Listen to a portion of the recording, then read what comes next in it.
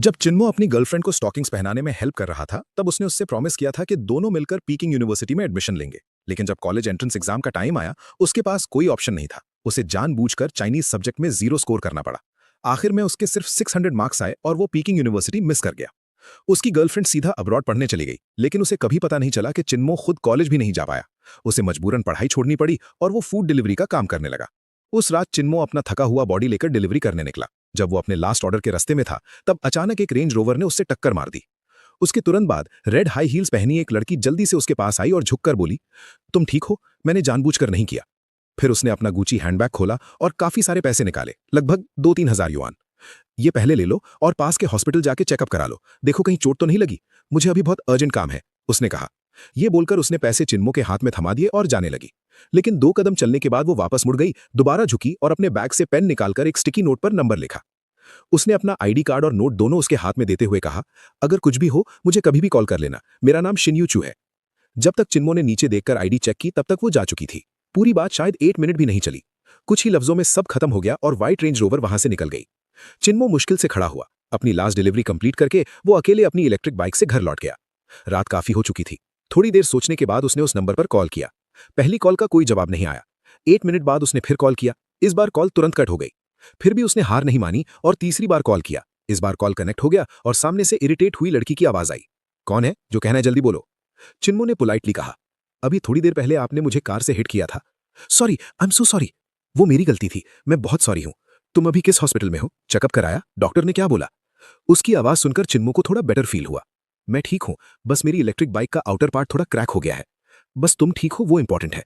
Bike का कितना खर्चा आएगा मैं पे कर दूंगी। चिन्मो ने कहा, आपने जो पैसे दिए हैं वो काफी है रिपेयर के लिए। आपका आईडी मेरे पास है, क्या आप इसे लेने आ सकती हैं? लड़की ने थोड़ी हेजिटेशन के साथ पूछा, क्या मेरा कोई फ्रेंड आकर ले सकता है? मुझे अभी बहुत इंपॉर्टेंट काम है। चिन्मो ने हाँ कर दी और अपना एड्रेस दे दिया। कॉल कट होने के बाद वो एक वुडन स्टूल पर बैठ गया और अपने जख्मों पर ऑइंटमेंट लगाने लगा। लगभग आधे घंटे बाद किसी ने दरवाजा नॉक किया। चिन्मो उठकर लिविंग रूम में आया और दरवाजा खोला। बाहर 4 आदमी खड़े थे। जो आगे खड़ा था वो उसी की एज का लग रहा था, लगभग 20 साल का। पीछे के 3 आदमी काफी स्ट्रांग और बल्की थे। आगे वाले ने उससे देखा और पूछा, तुमने ही कॉल किया था? चिन्मो कुछ बोल पाता उससे पहले ही वो आदमी इम्पेशेंट होकर बोला, शिन्यो का आईडी है तुम्हारे पास या नहीं?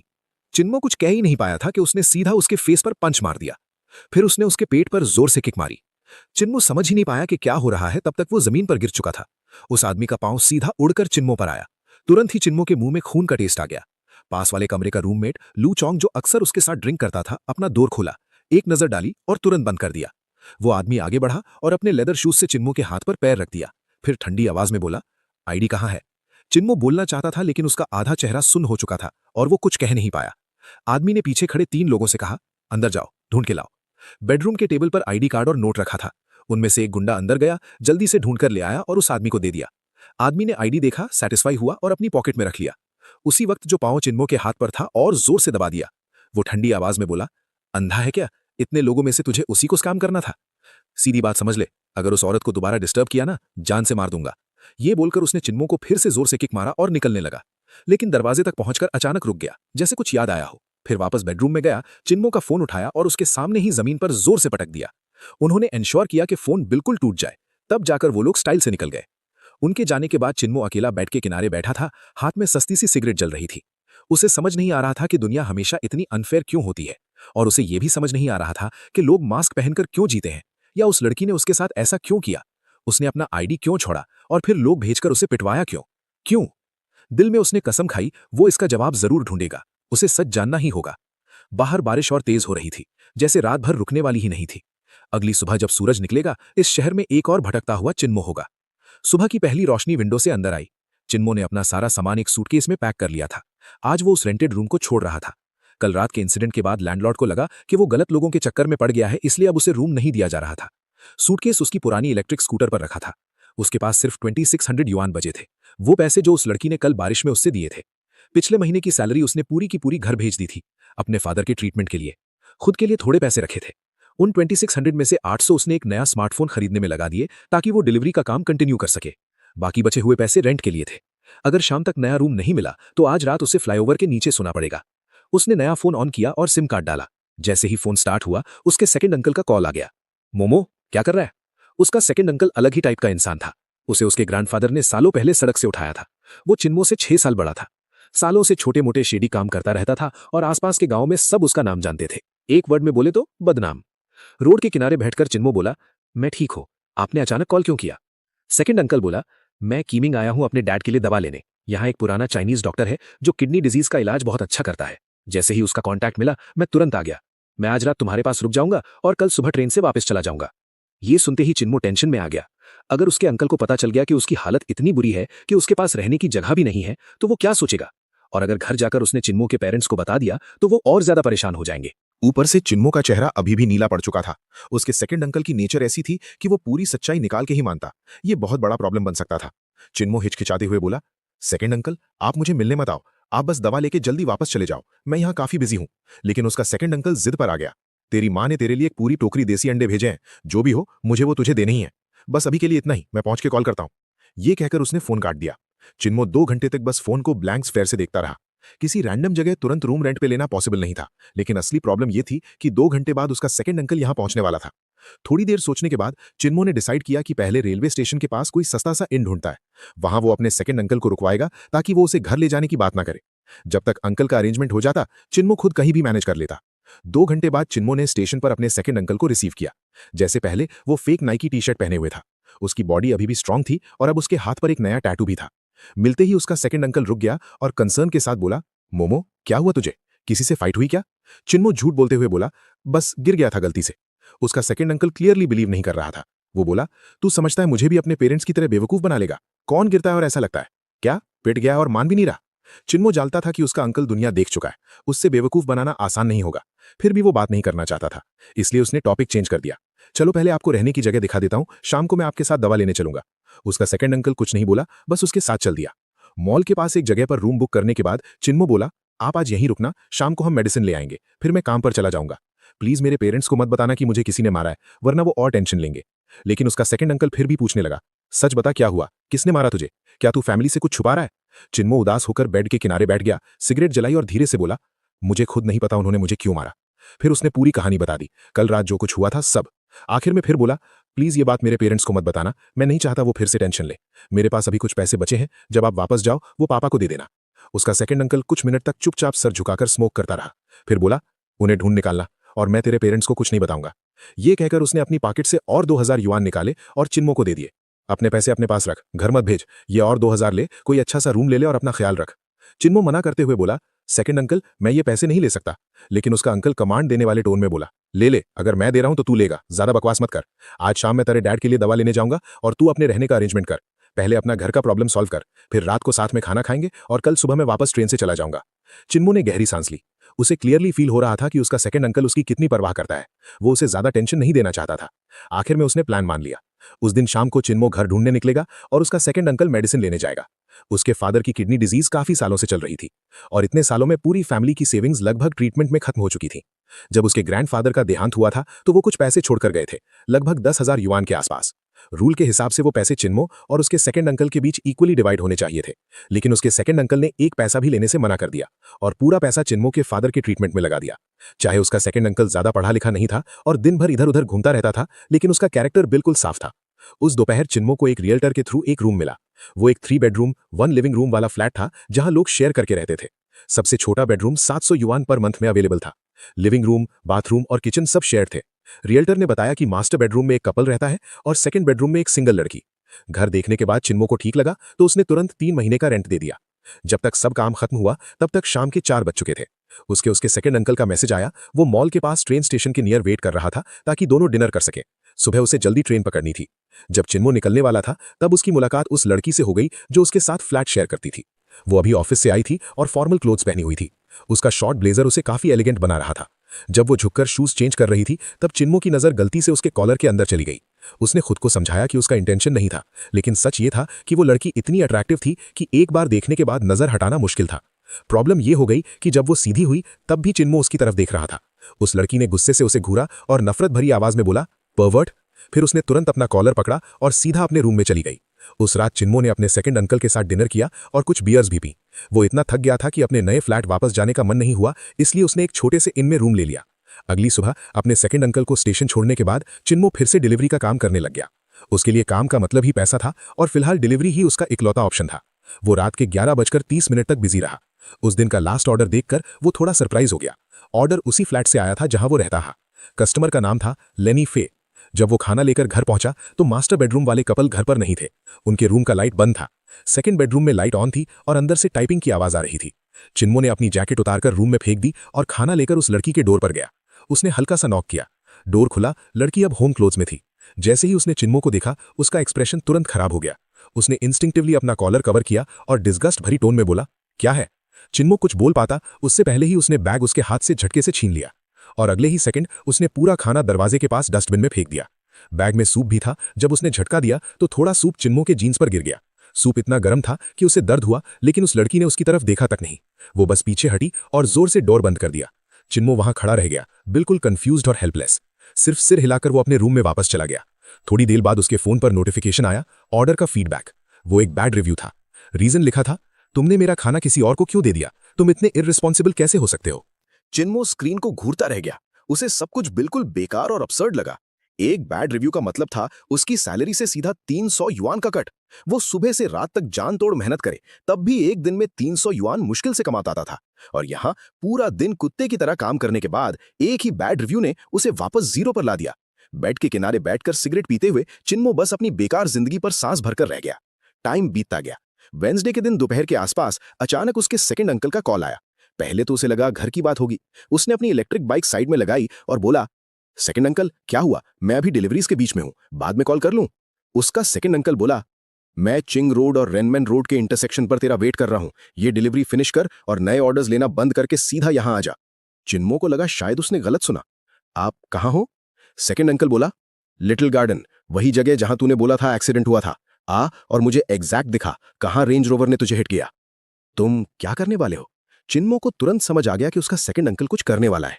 तुम तो घर वापस चले गए थे ना, फिर कुनमिंग वापस क्यों आए? सेकंड अंकल बोला, मैं तेरा हिसाब सेटल करने आया हूं। तू आना चाहे तो आ, वरना मैं कैमरा से फुटेज निकलवा लूंगा। बस थोड़ा ज्यादा टाइम लगेगा। चिन्मो बिल्कुल चुप हो गया। उसे पता था उसका सेकंड अंकल कैसा इंसान है। रुको, मैं आ रहा हूं, वहां मिलते हैं। आधा घंटा बाद चिन्मो सच में लिटिल गार्डन के पास उससे मिलने पहुंच गया। उसका सेकंड अंकल रोड के किनारे स्क्वाट करके बैठा था और आसपास के सीसीटीवी कैमरास को देख रहा था। चिन्मो को समझ नहीं आ रहा था उसके दिमाग में क्या चल रहा है।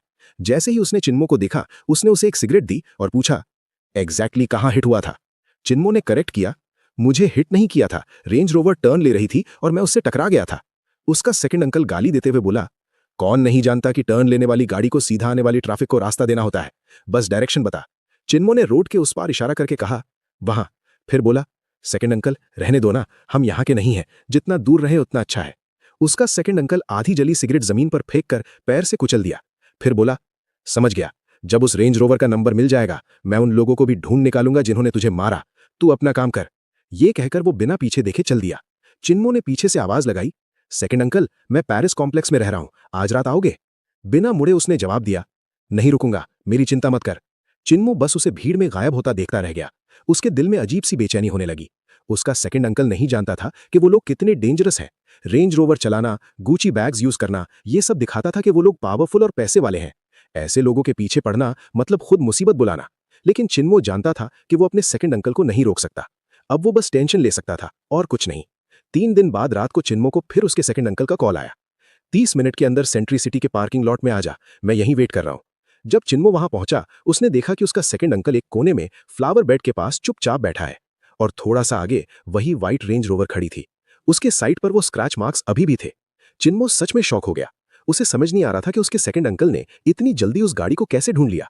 बेचैन होकर उसने तुरंत कहा, सेकंड अंकल रहने दो ना, इससे और बड़ा मत बनाओ। चिन्मो ने कहा, लेकिन उसका सेकंड अंकल सीधी आवाज में बोला, नहीं, आज रात इसका हिसाब बराबर करेंगे। चिन्मो ने आसपास देखा। रात के 8 के बाद भी जगह काफी क्राउडेड थी। ये बिल्कुल भी सही जगह नहीं थी किसी से बदला लेने के लिए। उसके सेकंड अंकल ने उसे एक महंगी सिगरेट्स का पैकेट दिया और पास खड़ी एक ब्लैक संताना की तरफ इशारा करके बोला, अंदर बैठ, शांत रहे और वेट कर। जैसे ही चिन्मो कार में बैठा उसकी नर्वसनेस और बढ़ गई। वो संताना कम से कम 10 साल पुरानी थी और काफी टूटी फूटी थी। ड्राइवर सीट के पास एक स्टील पाइप सीधा खड़ा था जिसका एक एंड बैंडेज से लपेटा हुआ था। क्लियरली आज रात के लिए रेडी किया गया वेपन। चिन्मो बिल्कुल काम नहीं हो पा रहा था। हाँ, उसे उन लोगों से नफरत थी जो उसे मार के गए थे, लेकिन सच में किसी को वापस मारना ये सोचकर ही वो डर रहा था। उसने फिर से अपने सेकंड अंकल को रोकने की कोशिश की, लेकिन उसने बिल्कुल इग्नोर कर दिया। चिन्मो की बात जैसे हवा में ही रह गई। लगभग 9:15 बजे उनका टारगेट फाइनली आ गया। वही आदमी जो उस रात चिन्मो को मार के गया था, और साथ में थी शिन्योचू। दोनों side by side range rover की तरफ चल रहे थे। शिन्योचू के हाथ में फिर से गुची बैग था, लेकिन वो वाला नहीं जो उस रात था। वो आदमी ड्राइवर साइड पर गया और डोर खोला। सेकंड अंकल ने ठंडी आवाज में पूछा, यही दोनों? चिन्मो बोला, छोड़ दो ना। सेकंड अंकल थोड़ा इरिटेट होकर बोला, बकवास बंद कर, सीधा हाँ या ना बोल। चिन्मो ने गहरी सांस ली और धीरे से बोला, हाँ। सेकंड अंकल ने कुछ नहीं कहा, बस उसकी नजर रेंज रोवर पर टिकी रही। रेंज रोवर स्टार्ट हुई और धीरे से पार्किंग से निकली। सेकंड अंकल ने भी संताना स्टार्ट की और उसके पीछे लग गए। पूरी ड्राइव के दौरान चिन्मो का टेंशन पीक पर था। उसे अच्छी तरह पता था कि उसका सेकंड अंकल क्या कर सकता है। रेंज रोवर आगे बढ़ती गई, कई टर्न्स लिए। सेकंड रिंग रोड से निकलकर एक रिलेटिवली सूना सा रोड पकड़ लिया। बस यही मौका था। सेकंड अंकल ने अचानक स्पीड बढ़ाई, रेंज रोवर को ओवरटेक किया और स्टीयरिंग जोर से घुमा दी। उसने गाड़ी को तेज से काटकर उसके सामने लगा दी और ब्रेक मार दी। संताना रोड के बीच में एंगल में खड़ी हो गई, पूरी तरह से रेंज रोवर का रास्ता ब्लॉक कर दिया। सच कहे तो रेंज रोवर की ब्रेकिंग अच्छी थी, वरना किसी और गाड़ी में एक्सीडेंट हो जाता। गाड़ी रुकने के बाद सेकंड अंकल तुरंत बाहर नहीं निकला। आराम से उसने सिर झुकाकर सिगरेट जलाई। रेंज रोवर का ड्राइवर, वही आदमी, गुस्से में बाहर निकला। वो सीधा संताना के ड्राइवर डोर के पास आया और जोर से किक मारी। गाड़ी चलानी आती भी है या नहीं, वो गाली देते हुए चिल्लाया। सेकंड अंकल ने सिगरेट होठों में दबाई, राइट हैंड में स्टील पाइप पकड़ा, लेफ्ट हैंड से डोर अनलॉक किया और अचानक डोर जोर से खोला। बाहर खड़ा आदमी सीधा डोर से टकरा गया और पीछे हिल गया। सेकंड अंकल बिना एक शब्द बोले बाहर निकला। उसने सीधा स्टील पाइप उस आदमी के सर पर घुमा दिया। आदमी ने इंस्टिंक्टिवली अपना हाथ उठाकर ब्लॉक किया, लेकिन उसे संभलने का मौका भी नहीं मिला। सेकंड अंकल ने उसके पेट पर जोर से किक मारी। वो 2 कदम पीछे गया और फुटपाथ से टकराकर गिर गया। सेकंड अंकल का प्रेजेंस इतना हैवी था कि आदमी बिल्कुल डर गया। जमीन पर पड़े हुए उसका चेहरा सफेद पड़ गया। अभी तक जो एटीट्यूड था वो बिल्कुल गायब हो चुका था। शिन्यूचू पैसेंजर साइड से बाहर आई और जल्दी से उस आदमी के पास गई। वो झुककर पूछने लगी, तुम ठीक हो? कहीं चोट तो नहीं लगी? फिर उसने सिर उठाया, सेकंड अंकल की तरफ देखा और गुस्से में बोली, तुम क्या कर रहे हो? लोगों को क्यों मार रहे हो? उसके सेकंड अंकल ने सिगरेट को अपने लेफ्ट हैंड की उंगलियों के बीच पकड़ा, पीछे मुड़े बिना ही बोला, मोमो इधर आ, बता इसे कैसे हैंडल करना है। चिन्मो कांपते हुए उसके पास आया और धीरे से बोला, सेकंड अंकल रहने दो, इससे ऑलरेडी मार लग चुकी है, चलो यहां से। शिन्यूचू ने पूछा, तुम लोग कौन हो? उसने चिन्मो को पहचाना ही नहीं। सोचा जाए तो ये नॉर्मल था। उस रात बारिश हो रही थी, रात भी काफी हो चुकी थी और चिन्मो डिलीवरी यूनिफॉर्म, हेलमेट और बाइक पर था। उसका याद न रहना नेचुरल था, लेकिन इस वक्त वो दोनों को घबराहट के साथ देखकर बोली, तुम लोग चाहते क्या हो? सेकंड अंकल ने उसकी तरफ ध्यान ही नहीं दिया। उसने सिगरेट का एक और ड्रैग लिया, फिर उसे जमीन पर फेंका, स्टील पाइप पकड़ा और धीरे से झुक गया। पाइप का नीचे वाला हिस्सा उस आदमी यानी शिन्यू के साथी की थाई पर दबा दिया। चिन्मो समझ गया कि वो जानबूझकर जोर लगा रहा है। आदमी का चेहरा दर्द से टेढ़ा हो गया, लेकिन वो चीखा नहीं, काफी टफ था। उसका चेहरा देखकर सेकंड अंकल थोड़ा सेटिस्फाई लग रहा था। वो बोला, तुमने मोमो को मारा और उसका फोन तोड़ा, अब सीधा डील करता हूं, 5,000 युआन अभी ट्रांसफर करो। पैसा दिया, बात खत्म। फिर ठंडी हंसी के साथ बोला, अगर नहीं दिया तो आज रात यहां से ठीक ठाक नहीं जा पाओगे। शिन्यूचू क्लियरली डर गई थी। उसने तुरंत अपना बैग खोला और ऑलमोस्ट रिक्वेस्ट करते हुए बोली, प्लीज उसे मत मारो, मैं पैसे देती हूं। उसने बैग से कैश निकाला और बिना गिने सीधा उसके सेकंड अंकल को दे दिया। मुझे नहीं पता कितना है, सब ले लो। सेकंड अंकल ने एक नजर डाली और बोला, ठीक है, फिलहाल के लिए इनफ है, चलो मान लेते हैं, बात खत्म। पैसे होने का मतलब ये नहीं कि तुम किसी को बुली करो, याद रखना। अगर फिर भी प्रॉब्लम है मुझे ढूंढ लेना, मेरा नंबर याद रख, 1356778899। कोई दिक्कत हो तो कॉल करना। ये कहकर उसने स्टील पाइप साइड में रखा और चिन्मो से बोला, मोमो चलो, अगर दोबारा तुझे तंग किया तो मैं इसे छोड़ूंगा नहीं। चिन्मो अभी भी थोड़ा शॉक में था। यही उसके सेकंड अंकल का तरीका था काम करने का। जब वो जाने लगा, उसने छुपकर 2 बार शिन्यूचू की तरफ देखा। वो सच में बहुत खूबसूरत थी, इतनी कि कुछ पल के लिए वो शब्द ही नहीं ढूंढ पाया। और जब चिन्मो उसे देख रहा था, वो भी उसे देख रही थी। जैसे ही दोनों की नजर मिली, चिन्मो को शर्मा गई और उसने तुरंत नजर हटा ली। फिर वो कार में बैठ गया। सेकंड अंकल ने उसकी टेंशन नोटिस की, थोड़ी इरिटेटेड टोन में बोला, क्या हुआ, अब डर लग रहा है? हिम्मत हार गया? इंसान ही तो है सब, 2 कंधे 1 सर, डर किस बात का? अगर आदमी है तो सामने खड़ा हो और वापस लड़। सच ये था कि चिन्मो थक चुका था। कुनमिंग में इतने सालों से स्ट्रगल करते हुए वो हमेशा एक आउटसाइडर की तरह जीता रहा था। ना उससे झगड़े चाहिए थे, ना लड़ाई। उसे बस अपना काम करना था, पैसे कमाने थे, घर भेजने थे और एक दिन इतना सेव करना था कि वो अपने फादर का किडनी ट्रांसप्लांट करा सके। चिन्मो चुप रहा तो उसका सेकंड अंकल थोड़ा सॉफ्ट हुआ। चल इतना उदास मत हो, बड़ी बात नहीं है। अगर वो फिर से आया तो मैं फिर हैंडल करूंगा, जब तक वो सीख नहीं लेता। नेक्स्ट इंटरसेक्शन पर उतर जाना, ये पैसे रख और संभाल के यूज कर। मैं कुछ दिन कुनमिंग में ही हूं, कुछ भी हो मुझे कॉल करना। ये कहकर उसने बिना पूछे ही सारे पैसे चिन्मो के हाथ में थमा दिए। चिन्मो जानता था उसके फादर के ट्रीटमेंट में इतना पैसा लग रहा था कि चिन्मो ने फॉर्मली मना करने का ड्रामा भी नहीं किया। टोटल मिलाकर थोड़ा सा 6,000 युआन से ज्यादा था। उसने सब पैसे रख लिए और पूछा, आप घर नहीं जा रहे, फिर कुनमिंग में क्या कर रहे हैं? सेकंड अंकल ने बस इतना कहा, तू उसकी टेंशन मत ले, बस इतना समझ ले मैं फूड डिलीवरी नहीं कर रहा। एक बात याद रख, अगर वो आदमी दोबारा तुझे तंग करे तो सीधा वापस मारना, डरना मत। चिन्मो और उसका सेकंड अंकल हमेशा अलग तरीके से जीते आए थे। इंटरसेक्शन पर उतरने के बाद चिन्मो अकेले रात के शहर में घूमता रहा। उसकी पॉकेट में हजारों युआन थे, लेकिन उसे लग रहा था कि ये पैसे बहुत आसानी से मिल गए हैं, इतनी आसानी से कि उसे अनईजी फील हो रहा था। एक पल के लिए उसने सोचा, क्या शिन्यूचू को कांटेक्ट करके पैसे वापस कर दे और समझा दे कि सब एक मिसअंडरस्टैंडिंग था। उसे पता था कि वो ऐसा क्यों सोच रहा है, क्योंकि वो एक सिंपल गरीब आदमी है जो ऐसे पंगे अफोर्ड नहीं कर सकता। और एक और वजह भी थी, उसके दिल के एक कोने में यह भी था कि शायद ये एक चांस हो शिन्यूचू को जानने का, या कम से कम उसके नजरों में गलत इमेज ना बने। लेकिन अगले ही पल उसने खुद पर ही हंस दिया। मैं और वो, इतनी खूबसूरत लड़की, एक तरह से गॉडेस जैसी, वो मुझे क्यों नोटिस करेगी? ये सोचकर उसने खुद पर ही कड़वी सी हंसी हंसी। पेरिस स्प्रिंग कॉम्प्लेक्स के गेट पर चिन्मो ने रोड साइड स्टॉल से 2 ग्रिल्ड चिकन विंग्स खरीदे। वो फुटपाथ पर बैठकर खाने लगा। एक स्ट्रे डॉग धीरे धीरे पास आया उसके फेंके हुए बोन्स के लिए। जैसे ही चिन्मो ने उसकी तरफ देखा, वो डर के पीछे हट गया। चिन्मो ने अपने हाथ के विंग्स के टिप्स तोड़कर उसकी तरफ फेंके। डॉग ने पहले स्मेल किया, फिर जल्दी से खा लिया। थोड़ा थोड़ा करके वो और पास आने लगा। आखिर में उसने डरना बंद कर दिया और उसके पास ही बैठकर बोन्स खाने लगा। उस पल चिन्मो को एक अजीब सी फीलिंग आई। इस अनजान शहर में वो और वो स्ट्रे डॉग एक जैसे ही थे। दोनों भटक रहे थे, दोनों सिर्फ एक वक्त की रोटी के लिए संभल संभल कर जी रहे थे। घर आकर चिन्मो ने देखा बाथरूम बिजी है, तो वो बालकनी में जाकर सिगरेट पीने लगा। जब वापस आया तब उसकी मुलाकात लिनी फे से हो गई, जो बाथरूम से टॉवल में बाहर आ रही थी। जैसे ही उनकी नजर मिली, उसने फिर से उसे गुस्से से घूरा। चिन्मो को समझ नहीं आ रहा था वो हर बार ऐसे क्यों रिएक्ट कर रही है।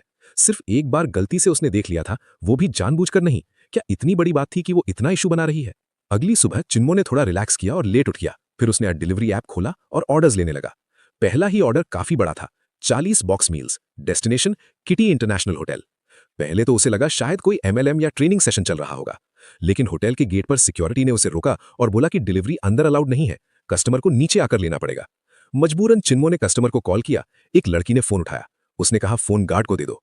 चिन्मो को नहीं पता उसने क्या कहा, लेकिन थोड़ी देर बाद गार्ड ने फोन वापस दिया और बोला स्टाफ एलिवेटर से जाओ और 29th फ्लोर के कॉन्फ्रेंस रूम में डायरेक्टली डिलीवर करो। पहली ट्रिप में चिन्मो सिर्फ 20 बॉक्सेस ऊपर ले गया और बाकी अपनी बाइक पर छोड़ दिए। उसने गार्ड से बोला कि थोड़ा ध्यान रख ले। कॉन्फ्रेंस रूम में सिर्फ एक लड़की थी जिसने ऑर्डर प्लेस किया था। उसने कहा बस यहां टेबल पर रख दो।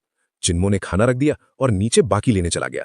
लेकिन जब वो दूसरी बार खाना लेकर वापस कॉन्फ्रेंस रूम में आया, बिल्कुल स्टन हो गया। शाइनी यूचू वहां बीच में खड़ी थी। जैसे ही उनकी नजर मिली, चिन्मो को अपनी आंखों पर यकीन नहीं हुआ। वो वहीं थी और सीधा उसकी तरफ देख रही थी। उसी वक्त एक आदमी ने एक मील बॉक्स खोला और उसे रिस्पेक्ट के साथ दिया। प्रेसिडेंट शैन, आपने मीटिंग में बहुत मेहनत की, पहले आप खा लीजिए। शाइनी यूचू ने मील लिया और पोलाइटली थैंक यू बोला। चिन्मो के सर में झटका सा लग गया। कल ही तो उसने और उसके सेकंड अंकल ने उसके बॉयफ्रेंड को मारा था, और आज वो उसके एरिया में खाना डिलीवर कर रहा है। क्या ये सीधा जाल में फंसना नहीं था? उसने जल्दी से बाकी बॉक्सेस रख दिए और ऑर्डर वाली लड़की से बोला, आपका ऑर्डर कंप्लीट हो गया है, प्लीज एंजॉय। ये बोलते ही वो तुरंत मुड़ गया और ऑलमोस्ट भागते हुए लिफ्ट में घुस गया। उसका बस एक ही गोल था, जितनी जल्दी हो सके होटल से निकलना। लिफ्ट सीधा 29th फ्लोर से ग्राउंड फ्लोर तक बिना रुके नीचे आई। चिन्मो नंबर्स देखता हुआ वेट करता रहा। जैसे ही लिफ्ट ग्राउंड फ्लोर पर रुकी और डोर्स खुले, वो जम गया। बाहर कम से कम 4 सिक्योरिटी गार्ड्स खड़े थे। चिन्मो ने खुद को काम दिखाने की कोशिश की, सर झुकाकर निकलने लगा, लेकिन 2 गार्ड्स ने तुरंत उसका रास्ता रोक लिया। एक बोला, हमारे साथ चलो। चिन्मो ने कहा, किस लिए? आप गलत इंसान पकड़ रहे हो। गार्ड गुस्से में बोला, ज्यादा बकवास मत कर। लीडर जैसा लगने वाला गार्ड बोला, इसे ले जाओ। चिन्मो जोर से चिल्लाया, किस बेसिस पर? तुम सिर्फ सिक्योरिटी गार्ड्स हो, तुम्हें मेरी फ्रीडम रिस्ट्रिक्ट करने का कोई राइट नहीं है। उसके चिल्लाने पर लॉबी के लोग देखने लगे, लेकिन मैनेजर ने तुरंत सिचुएशन हैंडल की। स्माइल के साथ बोला, हमें खेद है डिस्टर्बेंस के लिए, एक गेस्ट का वैल्यूएबल आइटम मिसिंग है और शक है कि डिलीवरी बॉय ने चोरी की है। हमने सस्पेक्ट को डिटेन कर लिया है और पुलिस को देने वाले हैं। डिलीवरी वालों में आजकल ऐसे लोग भी होते हैं। लोग तुरंत बातें करने लगे। डिलीवरी वालों का स्टैंडर्ड गिर गया है। खाना खाते हैं, थूक देते हैं, अब चोरी भी। अब कौन ऑर्डर करेगा? चिन्मो जोर जोर से चिल्ला रहा था कि वो फंसाया जा रहा है, लेकिन किसी ने उसकी बात नहीं सुनी। लोग बस उसे घूरते रहे और कुछ लोग वीडियो बनाने लगे, लेकिन गार्ड्स ने उसे पुलिस स्टेशन नहीं लेके गए। उसे एक रूम में ले जाकर जबरदस्ती बिठा दिया। उसका फोन ले लिया और उसे चेयर पर दबाकर बिठा दिया। जब चिन्मो को कंट्रोल कर लिया गया, मोटा गार्ड बोला, तुम दोनों जाओ और काम निपटाओ, मैं और श्याओ झांग यहाँ इस पर नजर रखेंगे। बाकी 2 गार्ड्स खुश नहीं थे। उन्होंने कहा, तुम क्यों नहीं जाते, हम यहाँ रुक जाते हैं। मोटा गार्ड तुरंत गाली देते हुए बोला, मैंने बोला ना जाओ तो जाओ, ज्यादा बकवास मत करो। मजबूरी में वो दोनों निकल गए। मोटे गार्ड ने अपनी कैप उतारकर साइड में फेंकी और बेड पर लेट गया। दूसरे गार्ड से बोला, एक सिगरेट दे। यार ऐसे लेटने में ही मजा है। चिन्मो गुस्से में बोला, मुझे छोड़ो, ये इल्लीगल डिटेंशन है, तुम लोग कानून तोड़ रहे हो। मोटा गार्ड ठंडी आवाज में बोला, चुप रह, मुझे फर्क नहीं पड़ता इल्लीगल क्या होता है, मैं वही करता हूं जो बॉस बोलता है।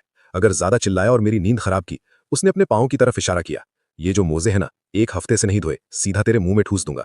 ये धमकी सुनकर वो धमकी काफी थी। चिन्मो इतना डर गया कि उसने एक भी शब्द बोलने की हिम्मत नहीं की। उसे सच में लग रहा था कि वो गार्ड वैसे ही करेगा जैसे कह रहा है। दो गार्ड बेड पर लेटकर सिगरेट पीते रहे। चिन्मो चुपचाप बैठा रहा। उसका दिल जोर जोर से धड़क रहा था। उसे बिल्कुल नहीं पता आगे क्या होने वाला है या कौन आने वाला है। कुछ देर बाद दोनों गार्ड्स वहीं सोते हुए सो गए। चिन्मो ने भागने की कोशिश की, लेकिन उसके हाथ और पैर चेयर से बंधे हुए थे। जितनी भी कोशिश की सब बेकार गई। शायद 3-4 घंटे बीत गए। फिर अचानक दरवाजा खुला। आवाज सुनते ही दोनों गार्ड्स उठकर सीधे खड़े हो गए। रूम में शाइनी यूचू एंटर हुई। उसके पीछे 5 लोग और थे। उनमें से एक वो लड़की थी जिसने ऑर्डर प्लेस किया था, एक लॉबी मैनेजर और 2 सिक्योरिटी गार्ड्स। जैसे ही गार्ड्स ने शाइनी यूचू को देखा, तुरंत रिस्पेक्ट से बोले, प्रेसिडेंट शैन। शाइनी यूचू ने भाव चढ़ाकर पूछा, इसे बांध क्यों रखा है? लॉबी मैनेजर ने तुरंत मोटे गार्ड को घूरा और डांटा, किसने बोला था इसे बांधने को? अभी के अभी खोलो। जब चिन्मो को खोला गया, शाइनी यूचू ने सबको ऑर्डर दिया, सब लोग बाहर जाओ, मेरी परमिशन के बिना कोई अंदर नहीं आएगा।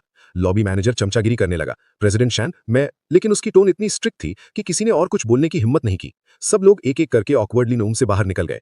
शाइनी यूचू ने चिन्मो की तरफ देखा और पूछा, तुम्हारा यू के साथ क्या प्रॉब्लम है? कल तुमने इतनी बुरी तरह क्यों मारा? तब चिन्मो को पता चला उस आदमी का नाम यू है। चिन्मो ने सीधा जवाब दिया, ड्रामा करने की जरूरत है? तुम्हें नहीं पता क्यों मारा गया? शाइनी यूचू ने थोड़ी सुपीरियरिटी वाली टोन में कहा, तुम लोगों को लगता है रोज लड़ना ही सोल्यूशन है? बैठ के बात नहीं कर सकते? आज तुम उसे मारते हो, कल वो तुम्हें मारेगा, इससे क्या सॉल्व होता है? मुझे पता है यू का टेम्पर थोड़ा एरोगेंट है, लेकिन इतनी छोटी बात पर तुम लोग ऐसे लड़ते हो, समझ नहीं आता। तब चिन्मो को समझ आया, शाइनी यूचू उसे एक स्ट्रीट ठग समझ रही है। उसने सीधा पूछा, तुम मेरी बात सुनोगी? लेकिन शाइनी यूचू ने सीधा मना कर दिया, मैंने तुम्हें यहां सिर्फ एक बात कहने के लिए रोका है, रात में मेरे रास्ते में आना बंद करो। अगर पैसे चाहिए सीधा मांग लो, उसे तंग मत करो।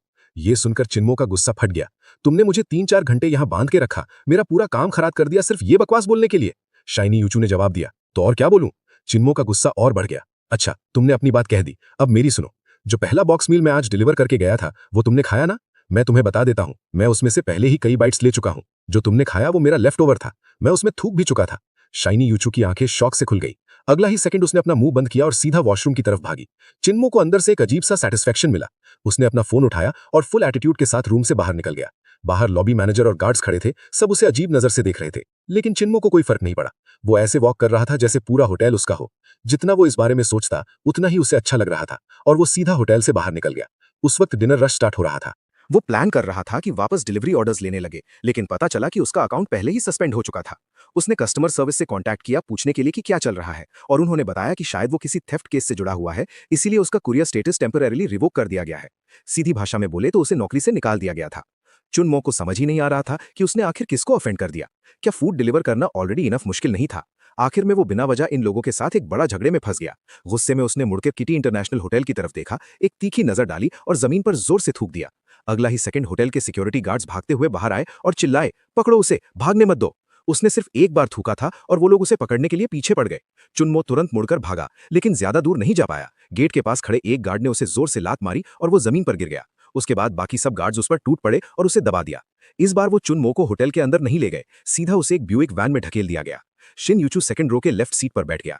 चुनमो जिसके हाथ और पैर बंधे हुए थे, उसे राइट सीट पर फेंका गया। ये देखकर कि वो स्ट्रगल ना करे, उन्होंने उसके बॉडी के अराउंड 2 और रस्सी के चक्कर लगा दिए।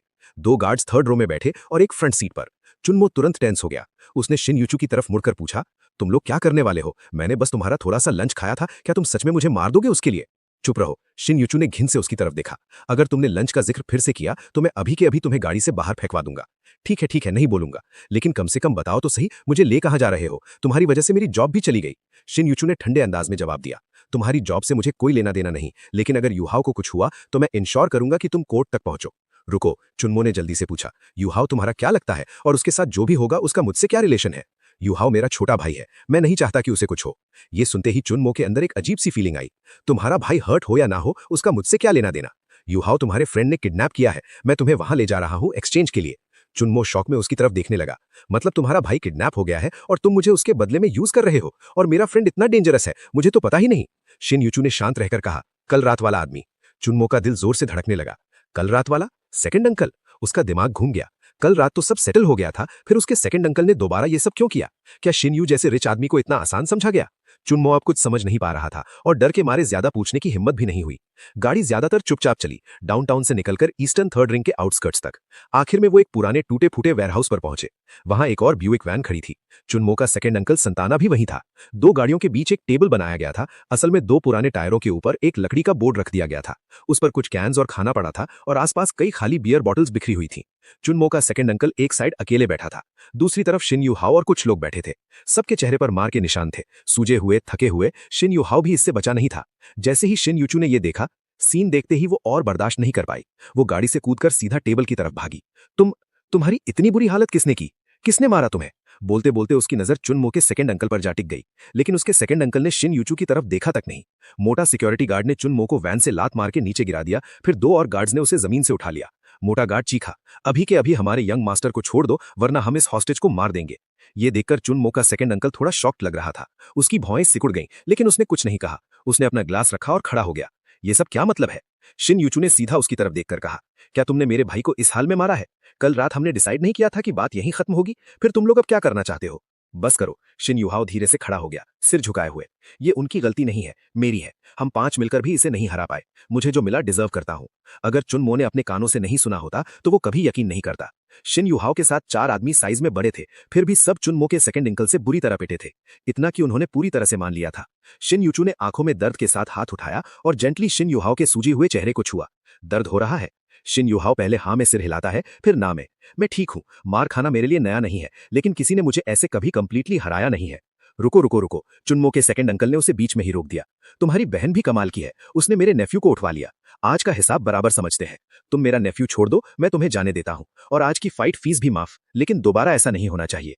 शिन यूचू के सामने अपनी ताकत दिखाने के लिए मोटा गार्ड ने स्लीव्स चढ़ाई और प्रेसिडेंट शान बोला, प्रेसिडेंट शान, ये लोग बहुत ज्यादा ओवर हो रहे हैं। मुझे अलाउ कीजिए, मैं इसे सबक सिखाता हूं। शिन यूचू ने उसे गुस्से भरी नजर से देखा, फिर शिन यूहाओ की तरफ मुड़कर बोली, तुम लोगों के बीच आखिर प्रॉब्लम क्या है? क्या आज इसे खत्म नहीं कर सकते? तुम कब सुधरोगे? तुम अब बच्चे नहीं हो। डैड के मरने से पहले उन्होंने मुझे बोला था तुम्हारा ख्याल रखने के लिए। क्या तुम मुझे एक टेंशन कम नहीं दे सकते? मुझे तुम्हें भी संभालना है और कंपनी भी चलानी है। क्या तुम्हें लगता है ये आसान है? ये बोलते बोलते उसकी आंखों से आंसू निकल आए। जैसे ही शिन यूहाओ ने उसे रोते देखा, वो घबरा गया। दीदी, मेरी गलती है, प्लीज मत रो, उसने रिक्वेस्ट की। कल रात पिटने के बाद मैं छोड़ नहीं पाया, इसीलिए आज कुछ लोगों को बुलाया था उसे सबक सिखाने के लिए। पर सोचा नहीं था कि हम हार जाएंगे। हम 5 मिलकर भी उसे नहीं हरा पाए। मैं प्रॉमिस करता हूं अब दोबारा प्रॉब्लम नहीं क्रिएट करूंगा। प्लीज रो मत। अरे, चुनमो साइड से चिल्लाया, तुम लोग इमोशनल बातें कर रहे हो, लेकिन कोई मुझे खोल भी देगा। मैं अभी भी बंधा हुआ हूं। अगर प्रिजनर एक्सचेंज हो रहा है तो मेरे सेकंड अंकल ने तुम्हारे भाई को बांधा भी नहीं। कम से कम मुझे पहले छोड़ दो। शिन यूचू ने मोटा गार्ड को सिग्नल दिया। वो तुरंत आया और चुनमो को खोल दिया। शिन यूचू अभी भी अपने भाई की ज्यादा फिक्र कर रही थी। उसने पूछा, तुमने कल रात उसे रोका क्यों नहीं? चुनमो तुरंत चिल्लाया, ड्रामा मत करो। तुमने मुझे गाड़ी से टकराया, फिर उसे मेरे घर भेजा मुझे पीटने और मेरा फोन तोड़ने के लिए। अब मत बोलना तुम्हें कुछ पता नहीं था। ये सुनते ही शिन यूचू बिल्कुल शॉक हो गई। वो 3 सेकंड तक चुनमो को देखती रही, फिर धीरे से अपना सिर घुमाकर शिन यूहाओ की तरफ देखा। सिर झुकाए हुए धीरे से शिन यूहाओ बोला, दीदी, मैं एक्सप्लेन करता हूं। उसने आंखों में आंखें डालने की हिम्मत नहीं की। उस रात तुमने कहा था कि तुमने किसी को गाड़ी से हिट किया और मुझे बोला था तुम्हारा आईडी वापस लाने के लिए। तो मुझे लगा कोई तुम्हें स्कैम कर रहा है और वो तुम्हारा आईडी पकड़ के तुम्हें ब्लैकमेल कर रहा था, इसलिए मैं कुछ लोगों को लेके उसके घर गया और आईडी वापस ले आया। मुझे ये भी डर था कि उसके पास तुम्हारा फोन नंबर होगा और वो तुम्हें बार बार परेशान करेगा। इसलिए जब हम वहां से निकले, मैंने उसका फोन भी तोड़ दिया। आखिर तक शनिवा की आवाज धीरे धीरे कम होती गई और फिर उसी वजह से कल रात जो हुआ वो हुआ। शाइन यूचू बिल्कुल शॉक हो गई थी। उसने चिन्मो को देखा, फिर शाइन युवा को देखा। शाइन युहाओ ने तो अपना सर कॉलर के अंदर छुपा लिया था, बिल्कुल डरा हुआ लग रहा था। चिन्मो ने शाइन यूचू को देखा और बोला, अब क्लियर है? तुम्हें पहले मेरी बात सुनने का टाइम नहीं मिला, अब अपने भाई से सुन लो। अब समझ आया? तुम लोग ही थे जिन्होंने मुझे गाड़ी से मारा। तुम लोग ही थे जिन्होंने लोग भेजकर मुझे पिटवाया। आज तुम्हारे लॉबी मैनेजर ने मुझे चोर भी बना दिया। डिलीवरी प्लेटफॉर्म ने मेरा राइडर अकाउंट सस्पेंड कर दिया और अब मेरी जॉब भी चली गई। ये सब तुम लोगों की वजह से हुआ। मैंने कब तुम्हें प्रोवोक किया था? क्यों मेरी जिंदगी बर्बाद करनी थी तुम्हें? शाइन युवा का चेहरा तुरंत लाल हो गया और उसकी आवाज नरम पड़ गई। उसने धीरे से कहा, आई एम सॉरी, मैं तुम्हें कॉम्पेंसेट कर दूंगी। चिन्मो ने ठंडे अंदाज में जवाब दिया, थैंक्स बट नो थैंक्स। अपने गंदे पैसे से मत सोचो कि तुम जो चाहो कर सकते हो। ये कहकर चिन्मो अपने सेकंड अंकल के पास गया। उसने बियर की बोतल उठाई, एक ही बार में पी गया और खाली बोतल साइड में फेंकी। फिर बोला, सच बोलूं तो मैंने कभी नहीं सोचा था कि आप इतना अच्छा लड़ सकते हो। उसके सेकंड अंकल ने बिना किसी इमोशन के कहा, थोड़ा बहुत आता है। फिर वो खड़े हुए और शाइन यूचू से बोले, मिस, जितना मैं समझ पा रहा हूं तुम अभी भी समझदार हो। समझदार लोगों से बात करना हमेशा बेटर होता है। तुम लोगों ने गाड़ी से टक्कर मारी, तुम लोग उसके घर गए, उसे मारा और उसको फोन तोड़ दिया, और अब तुम लोगों की वजह से मेरा भतीजा जॉब से निकल गया। इतनी बड़ी बात का कोई सोल्यूशन तो होना चाहिए, है ना? ऐसे कैसे सब फ्री में छोड़ दे? थोड़ा झिझकते हुए शाइन्यू चू ने पूछा, तो कितना पैसा चाहिए? सेकंड अंकल ने सोचा और बोला, पैसे रहने दो, अगर कैश दिया तो ये सब घर भेज देगा अपने बाप के इलाज के लिए। इससे बेटर आइडिया, इसको एक जॉब दे दो। शाइन्यू चू ने तुरंत कहा, नो, और लगभग उसी वक्त चिन्मो बोल पड़ा, मुझे नहीं चाहिए। शाइन्यू चू ने उसे देखा और धीरे से कहा, हमारी कंपनी बैड कैरेक्टर वाले लोगों को हायर नहीं करती। सेकंड अंकल का चेहरा तुरंत बदल गया। क्या मतलब है तुम्हारा? मेरा भतीजा बैड कैरेक्टर का कैसे हो गया? शाइन्यू चू और भी लाल हो गई और शर्माते हुए बोली, इसने मेरा लंच खा लिया और फिर मुझे अपना बचा हुआ खाना खिलाया। ये सुन के चिन्मो खुद को रोक नहीं पाया और जोर से हंस पड़ा। फिर बोला, चलो चलते हैं, मेरी जॉब की टेंशन मत लो, अगर डिलीवरी नहीं कर सकता तो कुछ और कर लूंगा। फिर उसने शाइन्यू चू और शाइनीवा की तरफ देखा और बोला, अब सब खत्म, अब तुम लोग मेरे पीछे नहीं आओगे और मुझे फिर से बंद नहीं करोगे, राइट? ये सुन के शाइन्यू चू का चेहरा और लाल हो गया। शाइनीवा ने तुरंत जोर से कहा, टेंशन मत लो, मैं हार मानता हूं, मैं सच में ब्रदर जेड की रिस्पेक्ट करता हूं, अगर कभी कुछ चाहिए हो बस बोल देना। सेकंड अंकल ने उसकी बात का कोई जवाब नहीं दिया, सिर्फ चिन्मो से बोला, चलो मैं तुम्हें वापस छोड़ देता हूं। चिन्मो उस पुरानी सी सैंटाना गाड़ी में बैठ गया। उसका सेकंड अंकल ही ड्राइव कर रहा था। चिन्मो से रहा नहीं गया। उसने पूछा, क्या आपने सच में सबको अकेले ही हरा दिया? सेकंड अंकल ने सीधा जवाब दिया, इसमें मुश्किल क्या है? चिन्मो कुछ बोल ही नहीं पाया। उसका सेकंड अंकल वाकई कमाल का था। कुछ देर बाद वो उसे शहर वापस ले आए और कैजुअली पूछा कि अब आगे क्या करेगा, क्या फिर से डिलीवरी करेगा? चिन्मो ने कहा, मेरा राइडर अकाउंट ऑलरेडी बैन हो चुका है तो डिलीवरी तो गई, कोई और जॉब ढूंढ लूंगा, जिंदगी चलानी है बस। इस साल मैं ऑलरेडी 23 का हो गया हूं, मतलब अब मैं अडल्ट हूं। जाने से पहले मेरे सेकंड अंकल ने हमेशा की तरह वही बात रिपीट की, अगर कुछ भी हो तो उन्हें कॉल कर लेना। गाड़ी से उतरते ही चिन्मो को एक अजीब सी खालीपन वाली फीलिंग आई, ऐसी जो उसने पहले कभी महसूस नहीं की थी। पहले उसकी जिंदगी सुबह से रात तक डिलीवरी से भरी रहती थी और जब भी घर लौटता था बस जल्दी से नहा के सीधा बेड पर गिर जाता था। वो हमेशा सोचता था कि काश एक दिन लाइफ इतनी बिजी ना हो, लेकिन अब जब वो दिन आ गया तो उसे समझ ही नहीं आ रहा था कि अब करे क्या। उसके लिए उसका छोटा सा रेंटेड रूम सिर्फ सोने की जगह था, घर जैसा फील बिल्कुल नहीं आता था। उस वक्त तो उसे वहां वापस जाना भी पसंद नहीं आ रहा था। उसे पता था कि वहां जाके करेगा क्या, ठंडी दीवारें और ज्यादा तन्हाई का एहसास ही देंगी। लोग तेज कदम से थके हुए चेहरों के साथ उसके पास से गुजर रहे थे। चिन्मो पेरिस स्प्रिंग कॉम्प्लेक्स के बैक गेट के बाहर फुटपाथ के किनारे बैठा था, शहर की भीड़ और उसकी ठंडी तन्हाई धड़कन को देखते हुए। तभी एक स्ट्रे डॉग धीरे से उसके पास आया, उसके आसपास घूमा और फिर चुपचाप उसके पास बैठ गया। दो अनजान रूहें एक ही तन्हाई शेयर करते हुए। लगभग 6:30 बजे लिनी फे उसकी नजर में आई। उसके हाथ में अभी भी एक लंच बॉक्स था और वो सीधा उसकी तरफ आई। जैसे ही डॉग ने लिनी फे को देखा वो तुरंत खड़ा हो गया और पूंछ हिलाने लगा। इस बार लिनी फे ने चिन्मो को घूरा नहीं, उसने चुपचाप लंच बॉक्स खोला, अंदर बचा हुआ खाना था। डॉग जैसे सबका आदी हो तुरंत झुक के बड़े शौक से खाना खाने लगा। चिन्मो ने पहले बात शुरू की, तुम रोज खाना लाती हो? लिनी फे ने उसकी तरफ देखा और बोली, ये मेरे कोवर्कर्स के लंच के लेफ्टओवर्स हैं, फेंकना वेस्ट लगता है इसलिए मैं बीबू के लिए ले आती हूँ। थोड़ी देर रुककर उसने पूछा, क्या मैंने उस रात तुम्हें गलत समझा था? तुम सच में डिलीवरी गाई थे ना? चिन्मो ने अपनी डिलीवरी यूनिफॉर्म की तरफ देखा, हल्का सा हंसा और बोला, हाँ पहले था, अब नहीं, अकाउंट बैन हो गया। लिनी फे थोड़ी हेजिटेंट हुई, फिर खुद ही बोली, सॉरी, उस रात मेरा मूड खराब था, मुझे बिना पूछे तुम्हें बैड रिव्यू नहीं देना चाहिए था। चिन्मो ने कैजुअल बनने की कोशिश की, कोई बात नहीं, अब सब पास्ट है। लिनी फे नीचे बैठकर डॉग का सर सहलाने लगी और बात करते हुए बोली, तो अब नई जॉब ढूंढ रही हो? चिन्मो बोला, हाँ शायद कल से स्टार्ट करूंगा। तुम इस डॉग के काफी क्लोज लगती हो। लिनी फे बोली, इसका नाम बू है, ये पास के अर्बन विलेज का एक लोकल स्ट्रे है, लेकिन काफी समझदार है। जब बू ने लंच बॉक्स का खाना खत्म कर लिया तो उसने डब्बा और प्लास्टिक बैग मुंह में उठाया और पास के डस्टबिन तक लेके गया। ट्रैश डालने के बाद वो वापस आया, पूंछ हिलाते हुए, जैसे दोनों को बाय बोल रहा हो, फिर धीरे धीरे दूर भाग गया। चिन्मो और लिनी फे उसे कॉर्नर के पीछे गायब होते हुए देख रहे थे। उसके बाद दोनों साथ में कॉम्प्लेक्स के अंदर चले गए। शायद ये पहली बार था जब चिन्मो ने लिनी फे से इतनी नॉर्मल बात की थी। उससे पता चला कि लिनी फे भी अभी अभी कॉलेज से ग्रेजुएट हुई है। फिर दोनों ने पास वाले फ्लैट में रहने वाले कपल के बारे में बात करनी शुरू कर दी। चिन्मो बोला कि जब से वो यहाँ शिफ्ट हुआ है उसने उन्हें मुश्किल से ही देखा है। लिनी फे ने कहा कि वो भी उन्हें रेयरली देखती है। उसके हिसाब से वो शायद नियर बाय यूनिवर्सिटी के स्टूडेंट्स हैं जो कभी कभी रात को आते हैं और सुबह जल्दी निकल जाते हैं। चिन्मो तुरंत समझ गया, ये जगह बेसिकली उनका चीप सा हुकअप स्पॉट है, क्योंकि होटल लेने का खर्चा हर बार 100 से ज्यादा पड़ता है, जबकि ये रूम महीने का लगभग सिर्फ 1000 रुपए में मिलता है। मतलब काफी ज्यादा कॉस्ट इफेक्टिव था। एक स्ट्रे डॉग बुबू की वजह से चिन्मो और लिनी फे के बीच की पहले वाली ऑकवर्डनेस धीरे धीरे खत्म हो गई थी। अब वो नॉर्मल तरह से बात कर पा रहे थे और फाइनली एक दूसरे को थोड़ा अच्छे से जानने का मौका मिला। अगली सुबह चिन्मो 7:30 बजे उठा। जैसे ही उठा आदत से मजबूर होकर सबसे पहले अपनी डिलीवरी यूनिफॉर्म ढूंढने लगा, लेकिन जैसे ही उसने यूनिफॉर्म हाथ में ली उसे याद आया उसका कुरियर अकाउंट तो ऑलरेडी बैन हो चुका है। मतलब आज वो ना ऑर्डर्स ले सकता है ना डिलीवरी कर सकता है। फिर अचानक उसे याद आया कि उसका स्कूटर अभी भी किटी इंटरनेशनल होटल में पड़ा है, जहां कल उसे पकड़कर ले जाया गया था। उसकी इलेक्ट्रिक बाइक वहीं रह गई थी। चिन्मो ने जल्दी से कपड़े पहने, कॉम्प्लेक्स के गेट से एक बाइक टैक्सी ली और सीधा किटी इंटरनेशनल होटल पहुंच गया। होटल के गार्ड बूथ के अंदर उसने कल वाला वही मोटा सिक्योरिटी गार्ड देखा, अभी भी ड्यूटी पर था। जैसे ही गार्ड ने चिन्मो को देखा, हाथ में रबर बटन पकड़ के तंज मारते हुए बोला, फिर आ गया, पिटना है क्या दोबारा? चिन्मो तुरंत गुस्सा हो गया, बकवास बंद कर, मेरा स्कूटर कहाँ है? मोटा गार्ड बटन हिलाते हुए धमकी देने लगा। कौन सा स्कूटर? यहाँ कोई स्कूटर नहीं है, निकल यहाँ से। चिन्मो का गुस्सा और भड़क गया।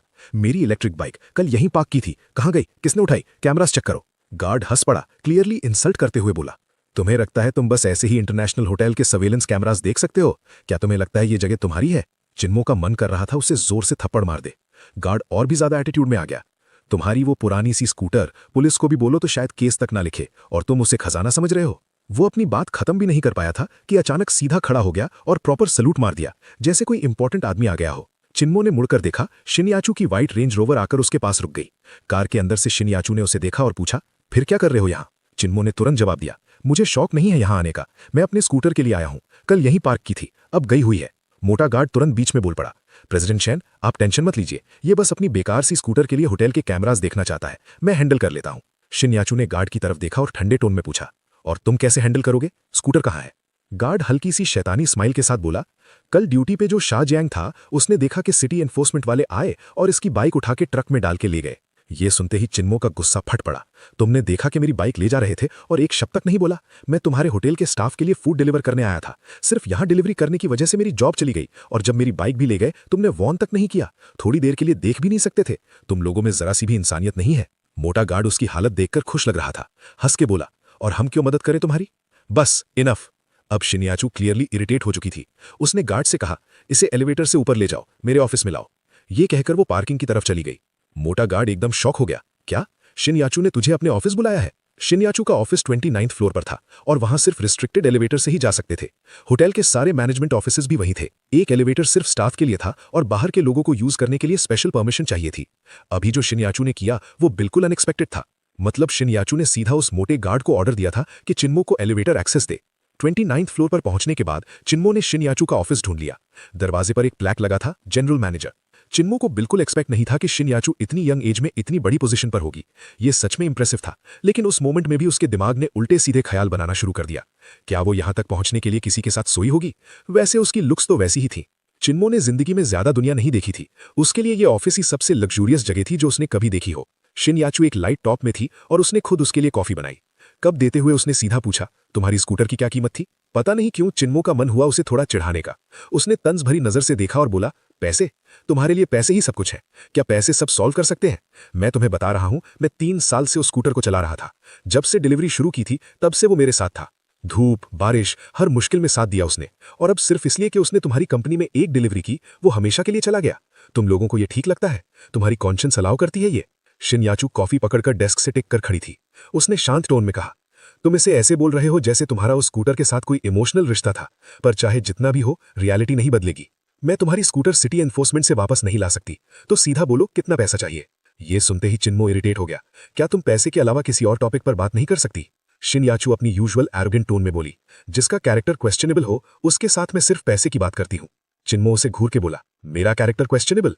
शिनयाचू तुरंत बोली, जो दूसरों का खाना चुरा के खाता है उसका कैरेक्टर अच्छा होता है। चिन्मो एक मोमेंट के लिए चुप हो गया, उसके पास जवाब नहीं था। शिनयाचू ने अपनी वॉच देखी और बोली, मेरा टाइम वेस्ट मत करो, मुझे मीटिंग के लिए जाना है, बस अमाउंट बताओ मैं पे कर दूंगी। पता नहीं चिन्मो के अंदर से इतनी जिद कहां से आ गई, लेकिन वो लड़ने के मूड में आ गया। मैंने बोला ना, मुझे पैसे नहीं चाहिए, मुझे मेरी स्कूटर चाहिए। शिनयाचू ने सीधा नंबर बोलना शुरू किया। 5000 चलेगा? चिन्मो चुप रहा। 8000? फिर भी कोई जवाब नहीं। 10,000? अब तो इनफ होना चाहिए। चिन्मो ने उसकी आंखों में देखकर पूछा, क्या तुम्हें लगता है मैं तुम्हें ब्लैकमेल करने आया हूं? इतना गिरा हुआ समझती हूं मुझे? शिनयाचू का पेशेंस खत्म हो गया। ठंडे लेकिन सख्त टोन में बोली, बस 20,000। अगर नहीं चाहिए तो अभी के अभी मेरे ऑफिस से निकल जाओ और दोबारा मेरे सामने मत आना। चिन्मो ने उंगली दिखाकर ड्रामेटिक स्टाइल में बोला, तुम्हारी जिंदगी कितनी बेकार है, तुम्हारी नजर में सिर्फ पैसा है। तुम क्या समझोगी किसी साथी को खोना क्या होता है? तुमसे फीलिंग्स की बात करना भी बेकार है। जाओ अपने पैसे को गले लगा के जियो, गुड बाय। ये कहकर वो मुड़ गया और डोर की तरफ चल दिया। रुको, शिनयाचू ने पीछे से आवाज लगाई। उसकी आवाज में हल्का सा गुस्सा था। बाद में रिग्रेट मत करना, मैं तुम्हें एक और चांस दे रही हूं, 20,000 कॉम्पेंसेशन। चिन्मो ने बिना मुड़े जवाब दिया, नहीं चाहिए, और चलता रहा। पीछे से शिनयाचू बोली, ठीक है, फिर मैं तुम्हारी एक हेल्प की कर्जदार हूं। कभी भी तुम्हें मेरी मदद चाहिए हो, जब तक वो मेरे प्रिंसिपल्स के अगेंस्ट नहीं है, मैं तुम्हारा एहसान चुकाऊंगी। मेरा नंबर याद रखना। किटी इंटरनेशनल होटल से बाहर निकलते ही चिन्मो का मन किया कि खुद को जोर का थप्पड़ मार ले। उसने हद कर दी थी, पूरे 20,000, और उसने मना कर दिया। ये मैंने क्या कर दिया? उसे शिनयाचू जैसे रिच लड़की के सामने टफ एक्ट करना ही था। एक्टिंग तो उसने सॉलिड करी, लेकिन उस एक्टिंग की प्राइस सीधा 20,000 का लॉस। अब खुद को कैसे समझाए ये उसे समझ नहीं आ रहा था। हाँ, एक चीज थी, उसके पास फिर से शिनयाचू का नंबर आ गया था।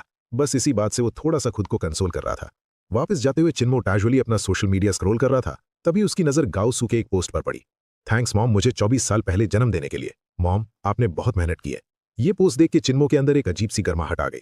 गाओसू उसका हाई स्कूल का क्लासमेट था। दोनों काफी क्लोज थे। उनकी आर्ट्स वाली क्लास में वैसे भी लड़के कम थे, और क्योंकि सीट्स मार्क्स के हिसाब से लगती थीं, दोनों हमेशा फ्रंट रो में बैठते थे। हर एग्जाम में दोनों टॉप के आसपास रहते थे। फर्स्ट रैंक कभी चिन्मो का होता, कभी गाओसू का।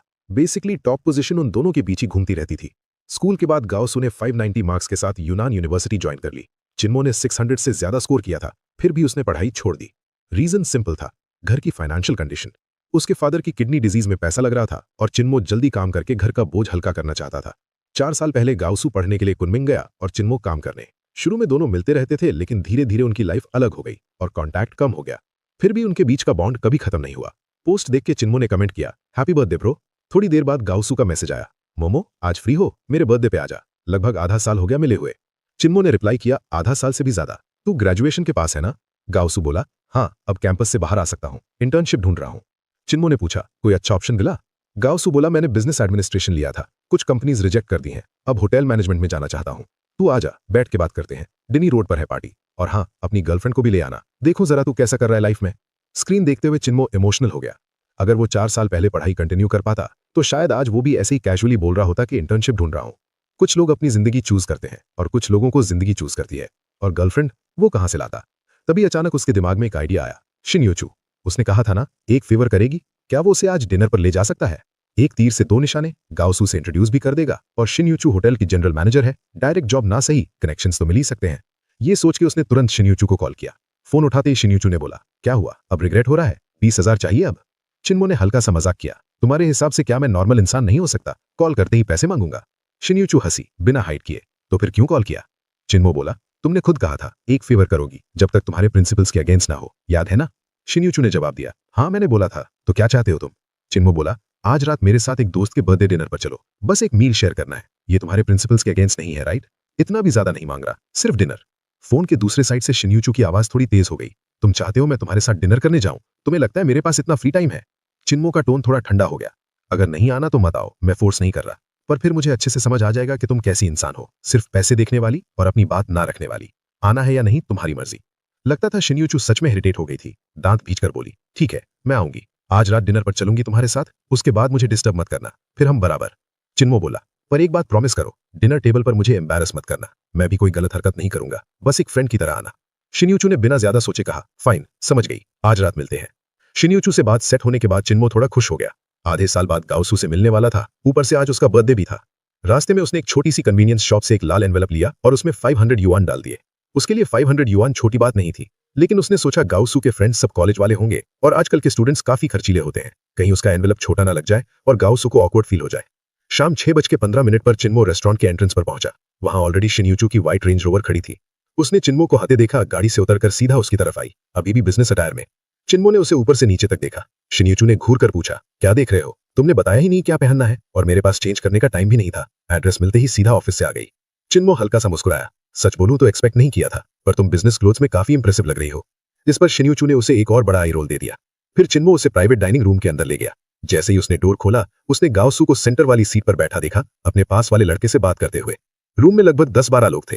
जैसे ही गाओसू ने चिन्मो को देखा, तुरंत खड़ा हो गया और बोला, मोमो, फाइनली आ गया तू, सब तेरा ही वेट कर रहे थे, इधर आ, मेरे पास बैठ। उसने अपने पास वाले लड़के को साइड होने का सिग्नल दिया। चिन्मो उस जगह जाके बैठ गया और अपनी पॉकेट से सिगरेट का पैकेट निकालकर उस लड़के को ऑफर किया जिसने सीट दी थी। लड़के ने उसके हाथ में सस्ती सिगरेट देखी और लेने के बजाय टेबल पर रखे महंगे सिगरेट पैक की तरफ इशारा कर दिया, जैसे कह रहा हो मेरे पास बेटर है। थोड़ा ऑकवर्ड मोमेंट था। गाओसू ने सबको इंट्रोड्यूस करना शुरू किया, गाइज ये चिन्मो है, हम सेम काउंटी से हैं और स्कूल में मेरा बेस्ट फ्रेंड था, ये भी टॉप स्टूडेंट था, कॉलेज एंट्रेंस एग्जाम में 600+ स्कोर किया था। चिन्मो हल्का सा कड़वा मुस्कुराया और बोला, छोड़ो ये सब पुरानी बातें, हैप्पी बर्थडे। उसने रेड एनवेलप गाओसू को दे दिया। गाओसू ने हल्का सा फील करके बोला, अरे मोमो, इतनी फॉर्मेलिटी क्यों? मैंने तुझे गिफ्ट लाने के लिए नहीं बुलाया, बस मिलने के लिए बुलाया था। चलो पहले खाना स्टार्ट करते हैं, खाते हैं, पीते हैं, बात करते हैं। फिर उसकी नजर शिन्यूचू पर गई। ये तुम्हारी गर्लफ्रेंड है ना? क्या नाम है इनका?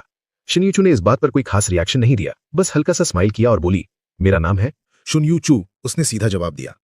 गाओसू ने उसकी तरफ देखकर थोड़ा प्राउड टोन में कहा, मैं गाओसू हूं, यूनान यूनिवर्सिटी में बिजनेस एडमिनिस्ट्रेशन कर रहा हूं। मोमो और मैं काफी पुराने दोस्त हैं। जब उसने अपनी यूनिवर्सिटी और मेजर का नाम लिया, उसकी आवाज थोड़ी और लाउड हो गई और उसका प्राइड क्लियरली फील हो रहा था। तभी एक और लड़का बीच में बोल पड़ा, चलो चलो खाना स्टार्ट करते हैं। प्राइवेट रूम फिर से लाइवली हो गया। कोई स्मोक कर रहा था, कोई बातें कर रहा था और दो कपल्स तो ओपनली चिपक कर बैठे थे। गाउसू ने सिगरेट निकाली और चिन्मो को दी, फिर बोला, मोमो, अगर तू उस टाइम पढ़ाई कंटिन्यू करता तो आज डिलीवरी नहीं कर रहा होता। डिलीवरी बॉय, हाँ? गाउसू के पास बैठी लड़की ने तुरंत पूछा। टोन में हल्का सा कंटेम्प्ट था। Delivery boy? ऑनलाइन तो लोग बोलते रहते हैं कि डिलीवरी वाले लोग कस्टमर्स के खाने में से छुपके से खा लेते हैं, ये सच है क्या? चिन्मो कुछ बोलता उससे पहले एक और लड़का बोल पड़ा, अरे वो तो कुछ भी नहीं है। तुमने वो वीडियो नहीं देखा? एक डिलीवरी गाय एलिवेटर में कस्टमर के सूप से मुंह धो रहा था और फिर वापस डाल दिया। वो तो असली घिनौनी बात है। ये इंडस्ट्री ही बहुत मैसी है, प्लेटफॉर्म्स को कोई फर्क नहीं पड़ता। वैसे भी जिनके पास प्रॉपर जॉब होती है वो डिलीवरी थोड़ी करते हैं। ये सब सुन के चिन्मो का चेहरा जलने लगा। वो आंख उठा के किसी को देख भी नहीं पा रहा था, ना ही शिन्यू चू की तरफ। तभी एक लड़की ने अचानक शिन्यू चू की तरफ मुड़कर पूछा, तुम भी डिलीवरी करती हो क्या? शिन्यू चू ने हल्की सी स्माइल के साथ जवाब दिया, हाँ, मैं और चिन्मो दोनों अपने कॉलीग्स के लिए डिलीवरी करते हैं। लड़की तुरंत इंप्रेस हो गई। रोज धूप हवा में डिलीवरी करना कितना टफ होता होगा ना, और फिर भी तुम्हारी स्किन इतनी अच्छी है, सीरियसली जेलस हूं। शिन्यू चू बस मुस्कुरा दी, कुछ एक्सप्लेन नहीं किया। अनशेल्टर्ड लड़कियों को बात करने दिया। गाओसू को क्लियरली ऑकवर्ड फील हुआ। उसने धीरे से चिन्मो को कहा, दिल पे मत ले, वो लोग बस ऐसे ही बोल रहे हैं। चिन्मो ने हल्का सा कड़वा मुस्कुरा के बोला, ठीक है, समझता हूं। और वो सच में समझता था। कुनमिंग में इतने साल स्ट्रगल करते हुए उसने हर टाइप के लोग देखे थे। उसके हिसाब से कॉलेज स्टूडेंट्स सबसे ज्यादा इमेच्योर होते हैं। ना उन्हें दुनिया का रियल सेंस होता है, ना दूसरों की फीलिंग्स का। सबको लगता है वो स्पेशल है। थोड़ी देर बाद ड्रिंक्स के साथ टॉपिक्स चेंज होने लगे। गाउसू ने एक और सिगरेट दी और कैजुअली पूछा, अंकल की तबीयत अब कैसी है? किडनी ट्रांसप्लांट का चांस है? ये सुनते ही चिन्मो का मूड हैवी हो गया। उसने अपने सामने का ग्लास उठाया और एक सांस में पी गया, फिर धीरे से बोला, ज्यादा होप नहीं है। किडनी ट्रांसप्लांट में लाखों लगते हैं, हम अफोर्ड नहीं कर सकते। और पैसे होने से सब नहीं होता, मैच भी मिलना चाहिए। अभी तो बस कंजर्वेटिव ट्रीटमेंट चल रहा है। हर हफ्ते डायलिसिस के लिए हॉस्पिटल जाना पड़ता है। इतनी तकलीफ से बस हड्डियां ही रह गई हैं। गाओसू ने गहरी सांस ली, फिर बोला, तूने 600 प्लस स्कोर किया था, फिर भी कॉलेज क्यों नहीं गया? याद है स्कूल ने तेरे लिए फंड भी रेज किया था? चिन्मो ने सीधा काट दिया, वो पैसे मैंने पापा के ट्रीटमेंट में लगा दिए। गाओसू कुछ सेकंड्स चुप रहा, फिर धीरे से पूछा, पछतावा होता है? अगर तू पढ़ाई करता तो आज तेरे पास ज्यादा ऑप्शंस होते। चिन्मो ने सिर हिला दिया।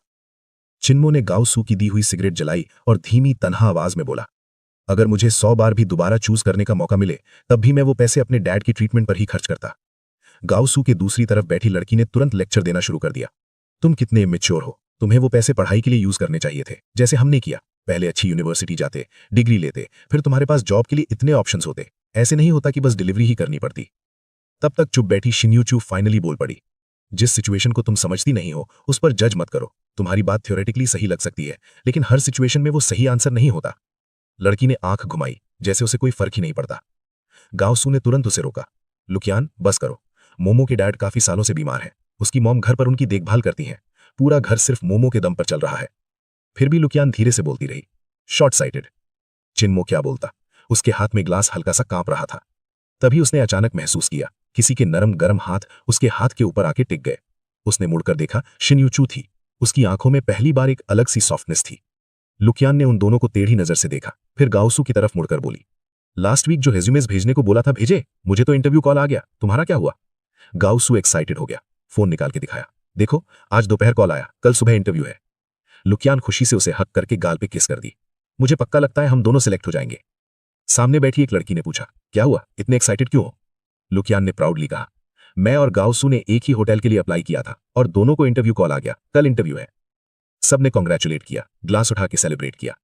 फिर लुकियान बोली, इसीलिए कहते हैं एजुकेशन इंपॉर्टेंट होती है, तभी तुम अपनी पसंद की इंडस्ट्री चूज कर सकते हो। गाओसू ने मेरे लिए कितनी कंपनीज रिजेक्ट की हैं, अब तुम्हें भी बेस्ट देना होगा। डिनर के बाद प्लान था कैरियोके का। केटीवी रेस्टोरेंट से लगभग 2 किलोमीटर दूर था। सब लोग बाहर निकले। गाओसू के कॉलेज फ्रेंड्स आगे चल रहे थे और चिन्मो और शिन्यू चू पीछे। चिन्मो ने धीरे से कहा, डिनर हो गया, तुमने अपना प्रॉमिस फुलफिल कर दिया, अब तुम जा सकती हो। थैंक्स अपनी बात रखने के लिए।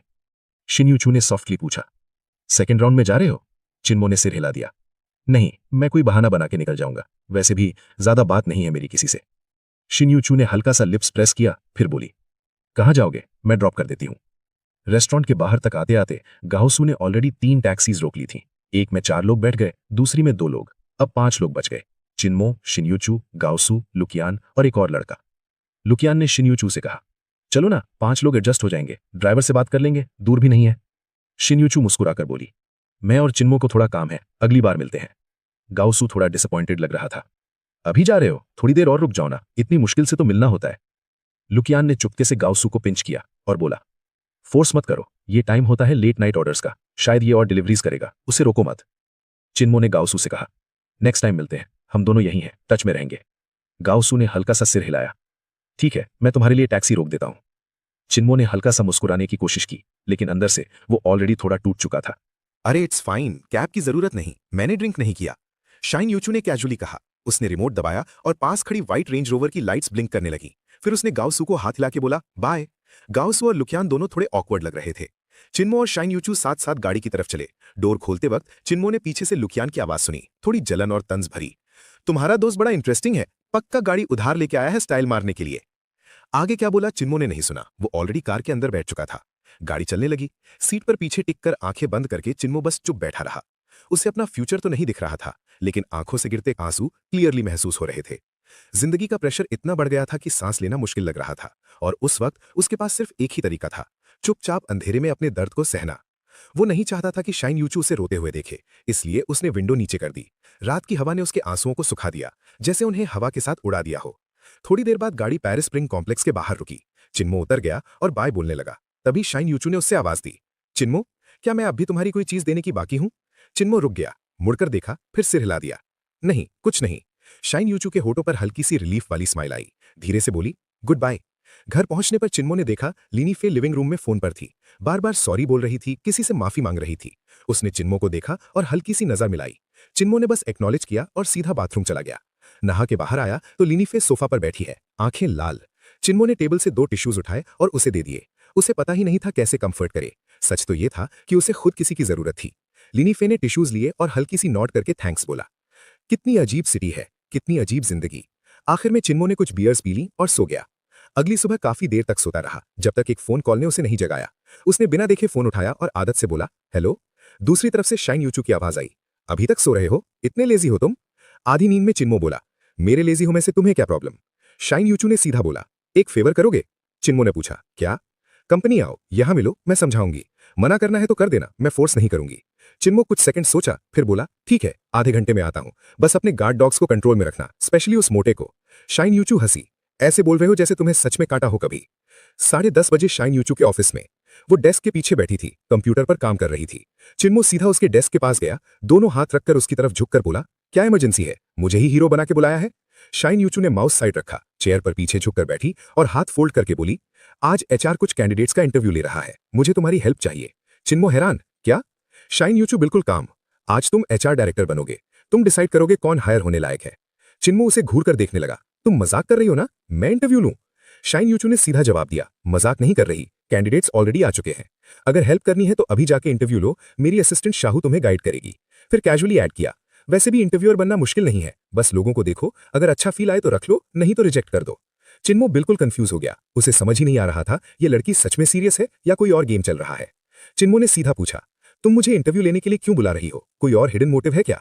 शाइन यूचू के होठों पर हल्की सी अजीब स्माइल आई। वो खड़ी हुई और बोली, जाओ, श्याओ तुम्हें एचआर ऑफिस ले जाएगी, थोड़ी देर में तुम्हें खुद समझ आ जाएगा मैंने तुम्हें ये काम क्यों दिया। क्यूरियस होकर चिन्मो श्याओ के साथ इंटरव्यू रूम गया। डेस्क पर 4 फाइलें रखी थीं। श्याओ ने समझाया, अभी सिर्फ ये 4 कैंडिडेट्स इनिशियल स्क्रीनिंग पास करके यहां तक आए हैं, लेकिन फाइनल में सिर्फ 2 को ही रख सकते हैं।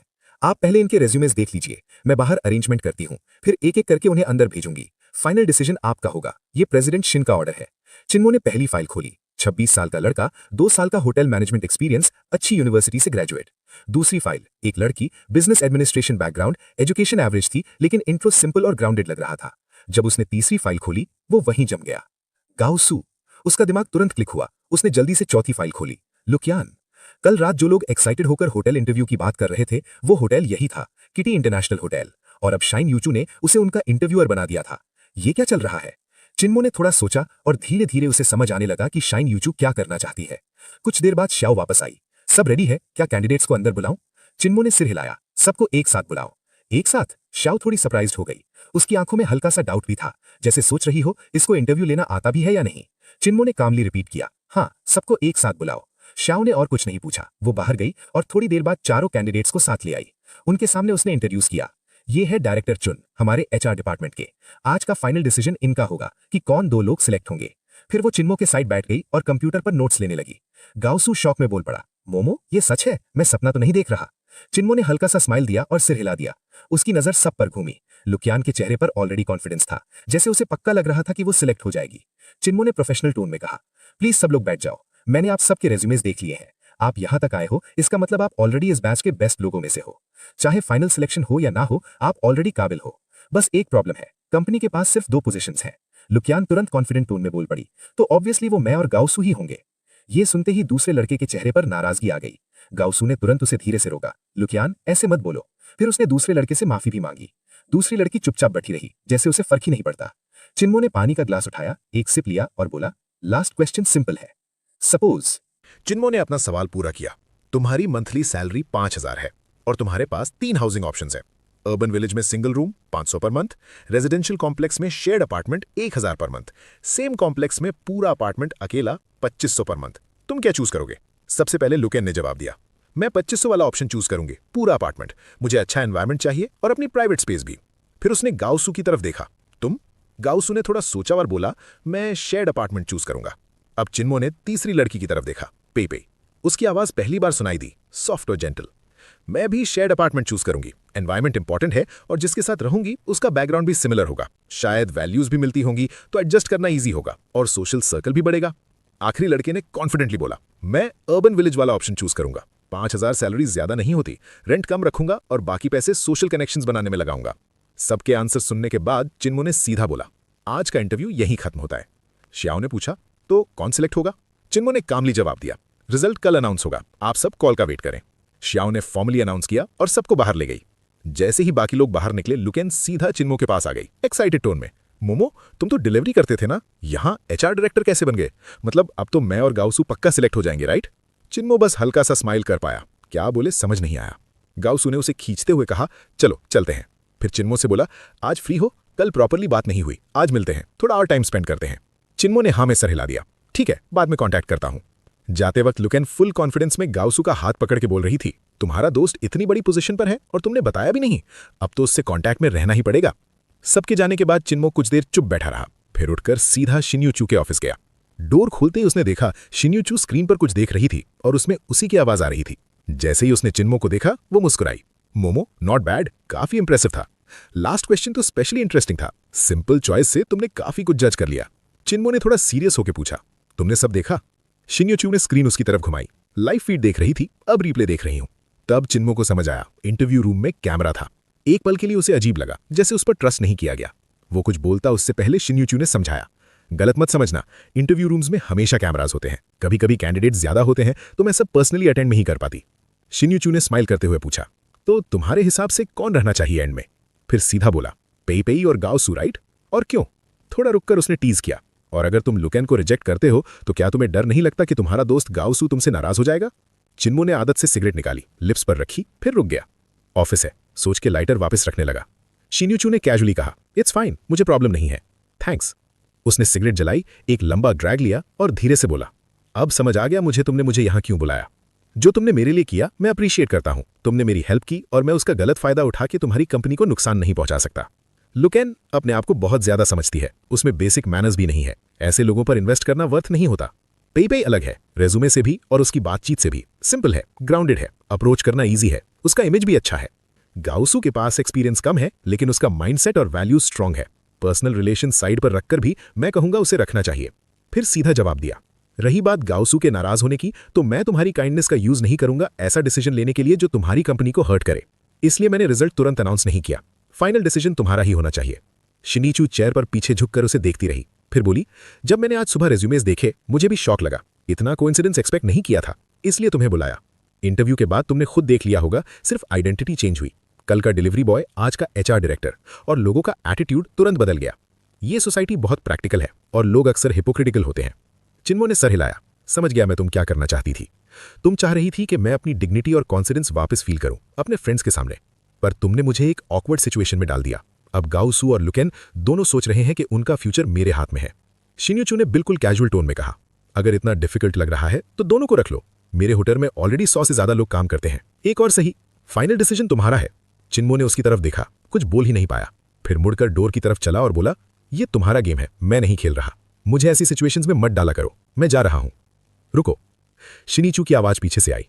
अगर तुम्हें लगता है कि गाउसू तुम्हारा सच्चा दोस्त है तो वो समझ जाएगा तुमने लुकेन को क्यों रिजेक्ट किया। अगर वो इस बात पर तुमसे लड़ जाता है तो शायद वो इतना अच्छा दोस्त है ही नहीं। वो खुद जानता है लुकेन कैसी है। सच बोलो, क्या तुम्हें लगता है वो फ्यूचर में खुश रहेगा उसके साथ? रिलेशनशिप उनका पर्सनल मैटर है, पर कैरेक्टर तो एक नजर में समझ आ जाता है। तुम अपने दोस्त के लिए कुछ बोलना नहीं चाहोगे? चिन्मो वहीं खड़ा रहा, सब सुनता रहा, लेकिन उसने कुछ नहीं कहा। उसने डोर खोला और बाहर निकल गया। पीछे से शिन्यूचू की आवाज फिर आई। तुमने ये शुरू किया है तो खत्म भी तुम्हें ही करना होगा। मैं नहीं चाहती तुम बीच में ही पीछे हट जाओ। कल तुम रिजल्ट अनाउंस करोगे। अगर तुम नहीं आए तो मैं गाउसू और लुकेन दोनों को हायर कर लूंगी, ताकि तुम अपने दोस्तों के सामने अपनी इमेज बचा सको। शिन्यूचू की इंटेंशंस अच्छी थी, लेकिन जो सिचुएशन उसने क्रिएट की थी वो चिन्मो के लिए और भी ज्यादा कॉम्प्लिकेटेड बन चुकी थी।